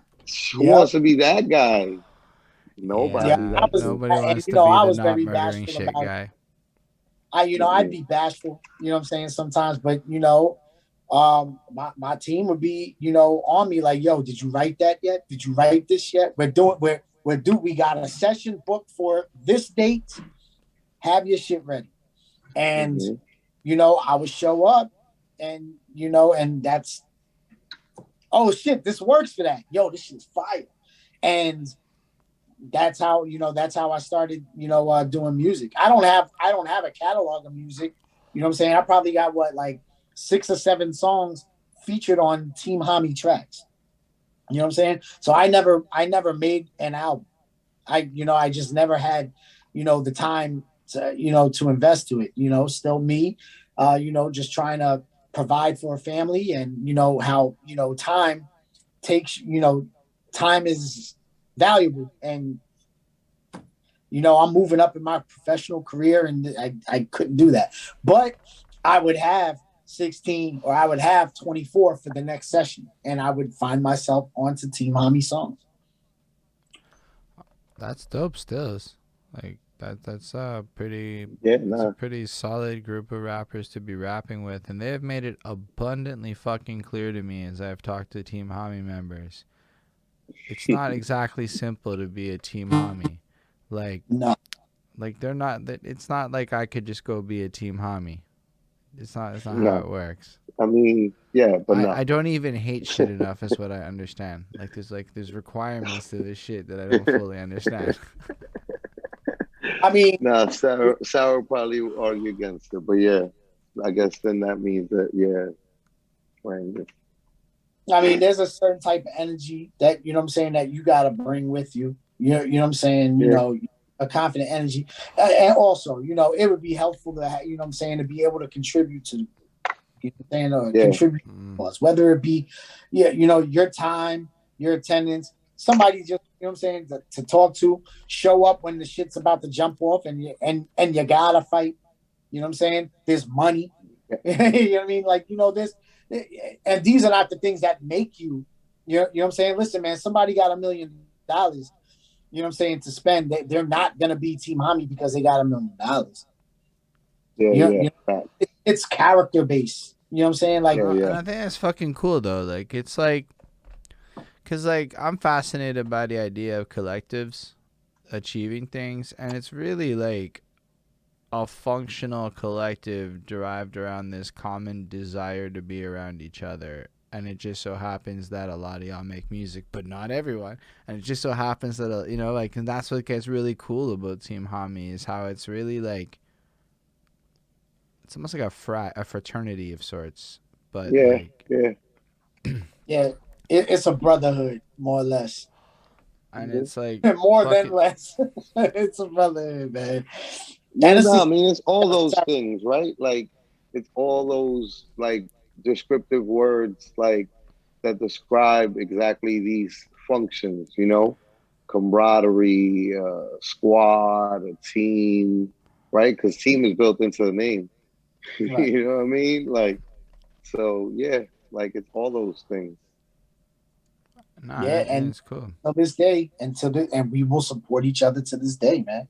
The things, you know, I think our, you know, and not to make it a somber moment, but I think our losses drew us closer than we would be. Yeah. You know, peace to all the bros, you know what I'm saying? All the Team Rest in peace, JR, rest in peace, PH, rest in peace, Sean Price, rest in peace, Rob De Niro. Facts. You know what I'm saying? And you know what I'm saying? I think though, you know, that, you know, 2015 was a tough year for us.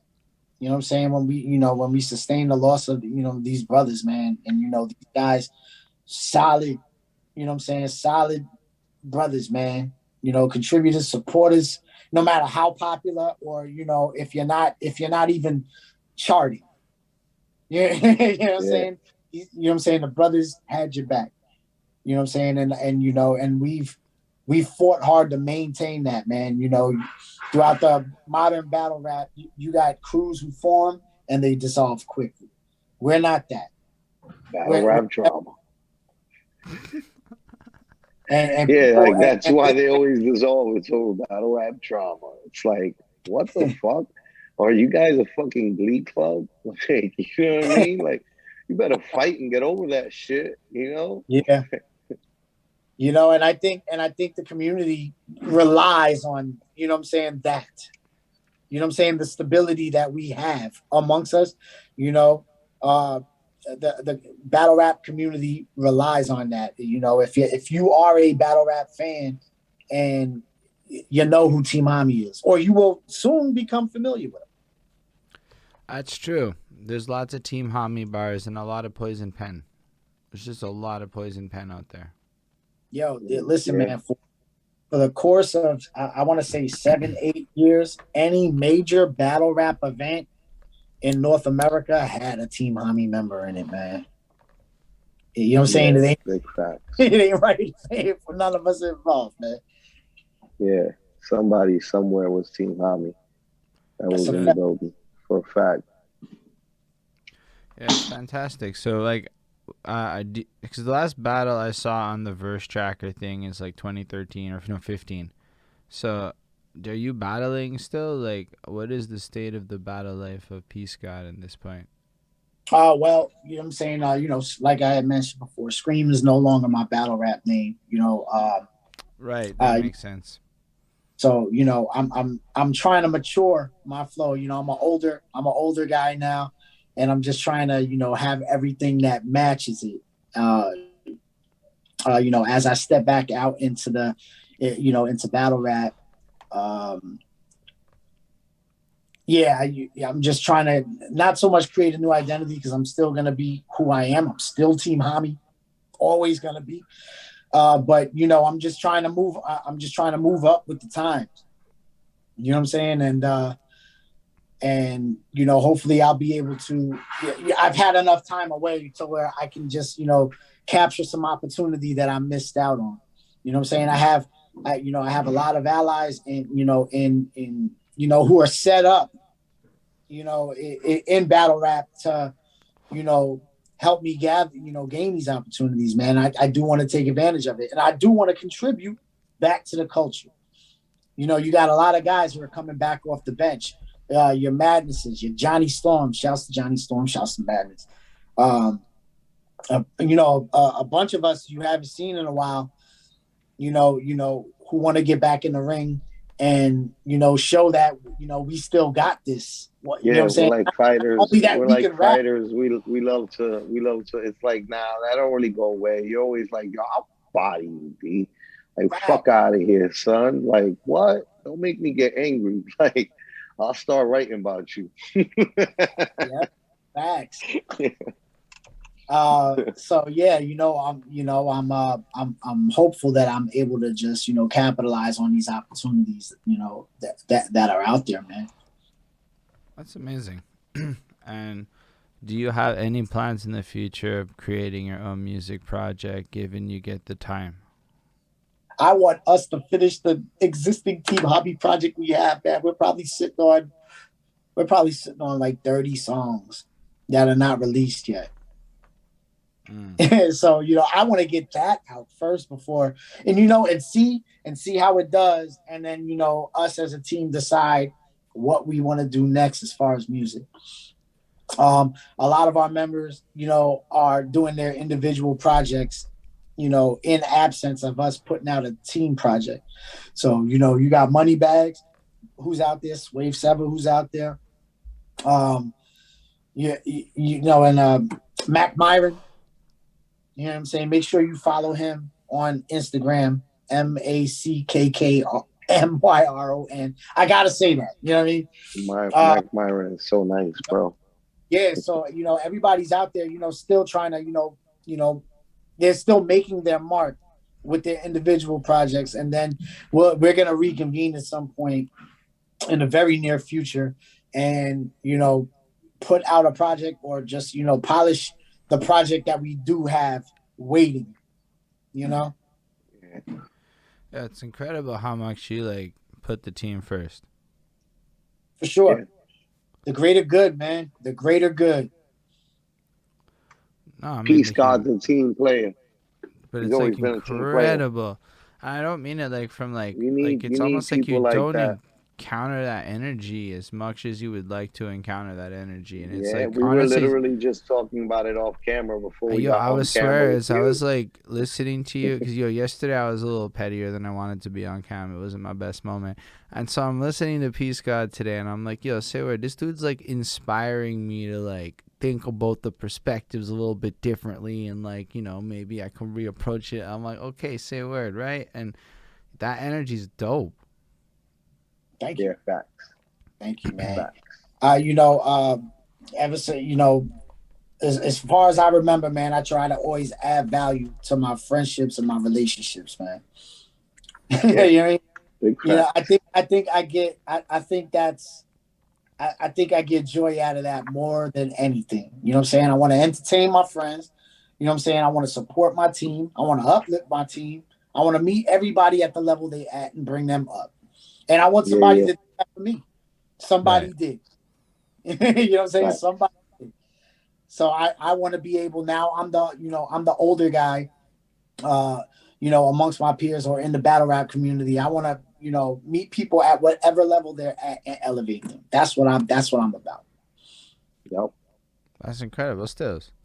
Like, that's what people say doesn't exist. So to have you be like that on camera is kind of the opposite of it not existing. You know what I mean? It ain't easy. It ain't easy. Yeah. You know what I'm saying? But it's necessary. Yeah. It's super dope. Do you have like other endeavors outside of battle rap? Like, nah, not really. You know what I'm saying? I'm the king of my castle here. You know what I mean? At work, I'm still doing well in my professional career. I have a great family. You know what I'm saying? Shouts to my oldest son. He's gonna be 27 tomorrow. You know what I'm saying? Oh, I got a 20-year-old son also. Got a 10-year-old daughter. Yeah, you know what I mean? I think I'm getting the most I can out of life thus far. You know what I'm saying? And that I'm seated in this position and I'm comfortable, I think now I can loan myself back to doing what I enjoy, which is, battling. That's destroying incredible somebody on stuff. camera. Yeah. It's like that's what we're really into. I'm kind of really into getting on camera and destroying a whole entire grown ass man's character on camera. I've And said making some, people laugh and shit. I enjoy I've that. said some shit over because I ain't gonna lie. That's amazing. I'm excited to see what you do with that. I want to see like a peace god battle, and then it's maybe less peaceful. I did two two battles on Clubhouse. One with a gentleman named Scissors. You know what I'm saying? Excellent work, man. Yo, I can't lie. What I learned from that battle was, Peace God is easy to flip. You can name flip the shit out of Peace God. Yeah. But that was an excellent, you know what I'm saying? It was an excellent, battle. Hold on. Okay, cause I'm still on the Android life, right? So by the time Clubhouse, you go on the Clubhouse. I know, but by the time it like drops, it was like wasn't cool no more. Flacko was like, Clubhouse ain't it no more, and I'm like, I didn't download it at that point. I'm like, what am I gonna do on Clubhouse? I don't even know where to go with it. But I don't even know what's happening on Clubhouse. You're the first person to mention it. Yeah, no, honestly. you should get on Clubhouse now, because it's still like a useful tool. You know what I mean?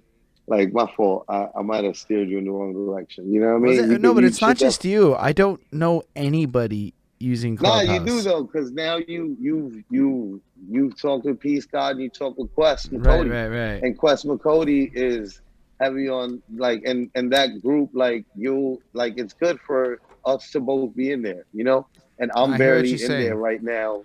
And I'm caught up, so okay, it's a good look.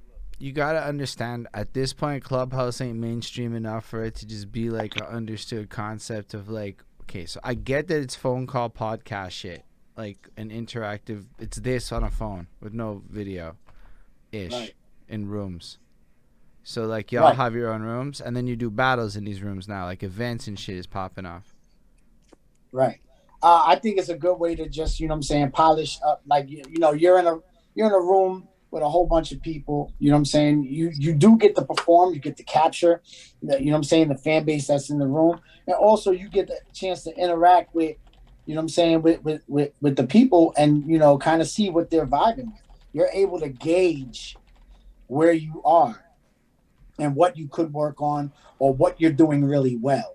That's going to work. So when you're ready to step out in front of the camera, you know what I'm saying, and battle live, yeah, you know what I'm saying? Like, you'll already have, a baseline on, where you're at. You don't have the camera in front of you, so the performing it and your mannerisms and all of that, you don't have to focus on that on the Clubhouse application. You know what I'm saying? You just kind of get to focus on the bars and the delivery and the content. Yeah. So I think that makes sense.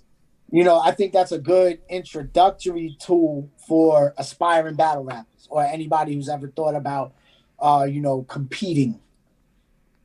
It's also probably just useful for a lot of other things too. Like, I haven't thought about Clubhouse in months, so I'm really glad you brought that up. I'll say this, the atmosphere has changed. I don't know how far back that you. Bro, I have an Android, right? So I wasn't allowed on Clubhouse. I got that invite code back in December, and I wasn't allowed in the club in that house. And then And then by the time it drops on Android, I'm like, well, nobody I know uses Clubhouse, so what's the point? Is this just a that's when I had already like gotten over it for the most but it part. wasn't just him. It was everybody else I knew was like over it. And then I recently went back, and I was just like, I was pleasantly surprised that like there's still, you know, some people, you know, rocking in the free world. Yeah. So probably about a week and a half ago, I battled young Gaddis. You know what I'm saying? Who is arguably one of the best, you know, female battle rappers on the planet. You know what I'm saying? Long history, excellent resume, fantastic person. Shouts to young Gaddis, man. Yeah. And you know what I'm saying? And we battled. You know what I mean? She's definitely still got it.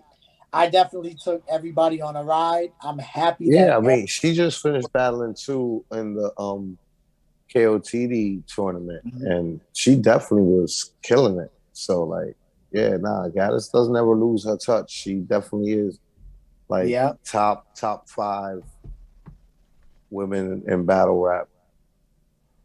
Yeah, for sure. You know what I mean? And you know, and I'm happy to just, you know, have, earn the faith and respect, you know what I'm saying? And you know, to be able to, you know, battle, you know, everybody I've battled, you know, along, you know, with young Gaddis. And you know, this is, you know, giving me confidence to, you know, get back in the ring. So, you know, I'm working with iBattle right now, trying to set up a match that should be in October sometime. I can't announce the opponent yet, but you know, you will be seeing Peace God back in the ring, or Peace God for the first time in the ring. But that's super amazing. I'm really happy to hear that. Like, this is like we get the story. Plus, you do like the put the family first thing and do the job thing, get your money up, all the thing. You did all the things, like all the things a person's supposed to do. And then you're like, now that I've done the things, I get to go do the other things that are cool and going back into it all. It's almost like a template for a way to live life that's actually fresh. Yeah. Thank you. That's what's up. True, though. Like, it's super cool. Absolutely true. Like, I mean, that's just what I surmised in the last hour and 50 or so minutes. Which is, like, I don't know. You're really, like, inspiring. Yeah, he's a great guy. He's a great guy. Peace God is like this a brother to me. He's always been, like I said, you know what I'm saying? Solid as fuck. Family, always puts the team in front of himself. It's not like he's a selfish guy. Like, nah, great man. I know for a fact his wife is very happy. They have a happy marriage. So great husband, right? Like, his kids are good motherfucking young men. You know what I'm saying? So like, good father.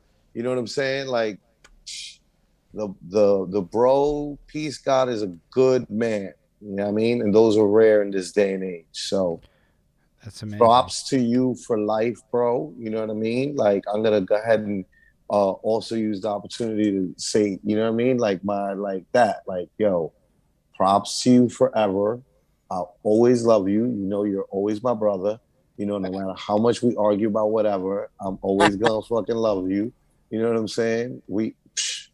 Don't feel bad. You know goddamn well that as close as you got to PH, I know how many times you must have heard him being like, fucking Dutch. Nah.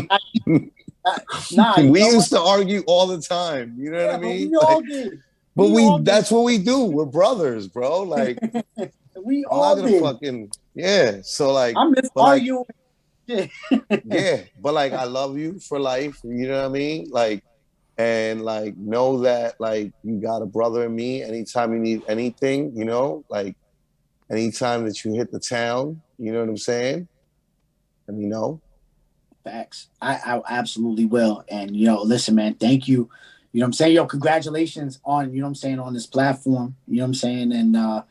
And thank you for everything that you are and everything that you've been, bro. Like, you like one of the first, like, outside of, you know what I'm saying, my wife and PH, like, you're like one of the first people I actually, you know what I'm saying, met and, you know what I'm saying, you know, created a rapport that went into a friendship. You know, a lot of people would, you know, pull up along the way, and you know, I get great relationships with them too. But I can truly say that you are the first battle that I saw live, and one of the first persons that I, you know what I'm saying, meshed with, and we vibed instantly, bro. Facts. Always been like that, bro. Facts. Fly niggas always vibe, you know what I mean? Or it's always like, yo, look at this other fly nigga over here being fly and shit. Let's talk. We get along with flyness. Yeah. Word. So we are gonna cut it here. Holden, do the dues, tell the people. Yeah, no, it was great to have you here. Honestly, I appreciated listening to your story. Thank you for coming through for Real Reels. Thank you, End of the Week, for hosting this stuff. You can follow them at eodub.com and /EOWTV on all the platforms. It's been super great. Thank y'all for watching. Those of you still with us on the live on the various places, y'all are wonderful with the interactions and the good stuff. And those of you watching in the future, make sure to like, follow, subscribe, comment, all that good stuff down below and whatnot. Links in description for all the good stuffs. On that note, everybody, I guess it's getting great having you here. Peace, God. Live long and prosper, everybody. Yo, blessings, bro. That's the EO Dub, man. Thank you, man. I miss EO Dub, man. I miss Pyramid. I love it, man. EO Dub forever. You heard? Peace, God. Team Homi, Staten Island. We out.